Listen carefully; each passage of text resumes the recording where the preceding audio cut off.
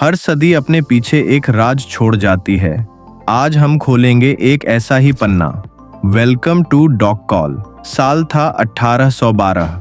Europe के 1/3 हिस्से पर एक आदमी का राज था, नेपोलियन बोनापार्ट। उसकी सेनाएं अजेय मानी जाती थीं। फ्रांस से लेकर पोलैंड तक उसका नाम सुनते ही राजा कांप जाते थे। लोग कहते थे नेपोलियन को कोई हरा नहीं सकता। लेकिन एक फैसला, सिर्फ एक फैसले ने उसका सारा साम्राज्य मिट्टी में मिला दिया। एक ऐसा फैसला जिसने 6 लाख लोगों की जिंदगी बदल दी। ये कहानी है उस फैसले की और उस गलती की जिसे आज भी इतिहासकार सबसे बड़ी सैन्य गलतियों में गिनते हैं। 1812 में नेपोलियन यूरोप का सबसे ताकतवर शासक था। फ्रांस, इटली, जर्मनी के बड़े हिस्से, पोलैंड, सब उसके इशारों पर चलते थे। उसने जिन देशों को हराया था उन्हें अपने भाइयों और रिश्तेदारों को सौंप दिया था। लेकिन एक देश था जो उसकी बात नहीं मानता था, रूस। रूस का जार अलेक्जेंडर प्रथम नेपोलियन के कॉन्टिनेंटल सिस्टम से बाहर निकल गया था। ये सिस्टम था नेपोलियन का एक आदेश जिसके तहत पूरे यूरोप को ब्रिटेन के साथ व्यापार बंद करना था।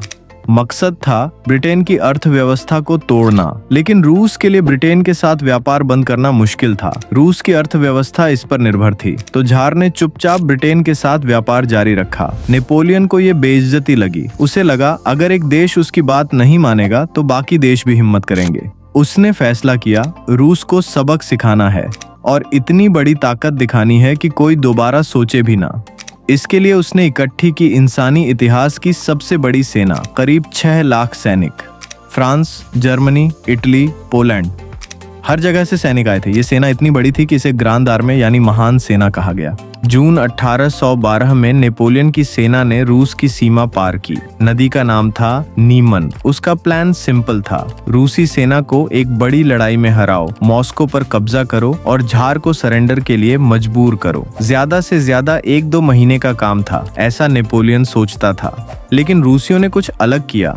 उनके जनरल जानते थे कि सीधी लड़ाई में वो नेपोलियन को नहीं हरा सकते, तो उन्होंने एक रणनीति बनाई, पीछे हटो, लड़ो मत और दुश्मन को अपने ही देश में फंसने दो।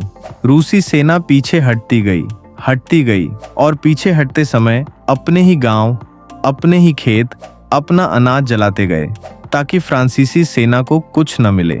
नेपोलियन की सेना आगे बढ़ती रही, लेकिन उसे न खाना मिल रहा था, न रहने की जगह, न ताजा पानी। गर्मियों के दिन थे, लेकिन सेना थकती जा रही थी, बीमार पड़ रही थी। सितंबर 1812 में मॉस्को से कुछ दूर बोरोडिनो की लड़ाई हुई, इतिहास की सबसे खूनी लड़ाइयों में से एक ही दिन में करीब 70,000 सैनिक मारे गए या जख्मी हुए। दोनों तरफ भारी नुकसान हुआ। नेपोलियन तकनीकी रूप से जीता, लेकिन ये जीत बहुत महंगी थी और रूसी सेना तबाह नहीं हुई, वो फिर पीछे हट गई। सितंबर के आखिर में 14 सितंबर 1812 को नेपोलियन मॉस्को पहुंचा। उसे उम्मीद थी कि शहर में जश्न होगा, जार सरेंडर के लिए मिलने आएगा।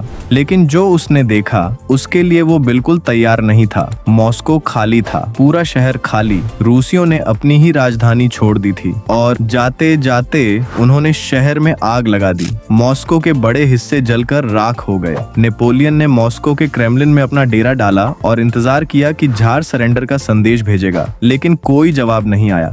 1 हफ्ता गुजरा, 2 हफ्ते, 1 महीना।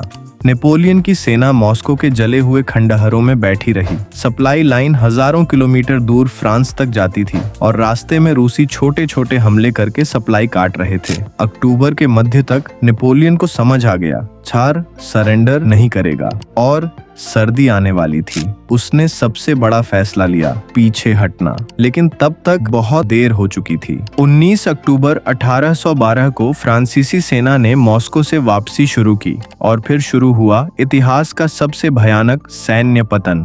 रूस की सर्दी दुनिया की सबसे खतरनाक सर्दियों में से एक समय से पहले शुरू हो गई। तापमान -30 डिग्री सेल्सियस तक गिर गया। नेपोलियन की सेना के पास सर्दी के कपड़े नहीं थे। उसने सोचा था कि युद्ध सर्दी से पहले खत्म हो जाएगा। सैनिकों के जूते जम गए, हाथ पैर सुन्न हो गए। घोड़े बड़ी संख्या में मरने लगे। बिना घोड़ों के तोपें और सामान ले जाना नामुमकिन हो गया। भूख इतनी थी कि सैनिक घोड़ों का मांस खाने लगे। बीमारियां फैलने लगीं और रास्ते में रूसी कोसैक घुड़सवार सेना लगातार छोटे छोटे हमले करती रही। अचानक आते, हमला करते और गायब हो जाते। नवंबर के आखिर में बेरेजना नदी पार करते समय हालात सबसे खराब हुए। नदी पर पुल बनाने की कोशिश में और रूसी सेना के हमलों के बीच हजारों सैनिक नदी में डूब गए या ठंड से जमकर मर गए। जो ग्रांद आर्मी, महान सेना 6 लाख सैनिकों के साथ रूस में दाखिल हुई थी, वो वापस फ्रांस लौटी सिर्फ 30,000 से भी कम सैनिकों के साथ। बाकी सब मारे गए, जख्मी हुए, बीमार पड़े या कैद हो गए।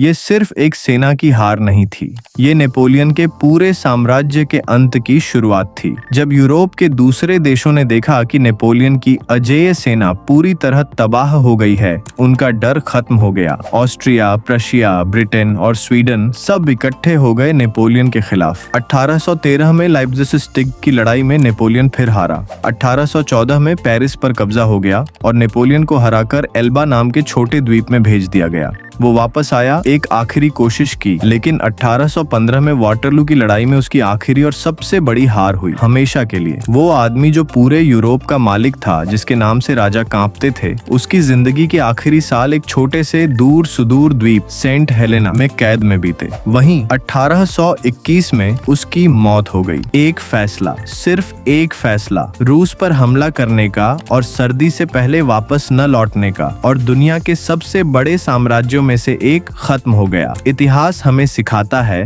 ताकत कितनी भी बड़ी हो, एक गलत फैसला सब कुछ बदल सकता है। अगर ये कहानी आपको पसंद आई तो चैनल को सब्सक्राइब करें, क्योंकि इतिहास का हर युग हम लाएंगे आपके लिए। मिलते हैं अगली कहानी में।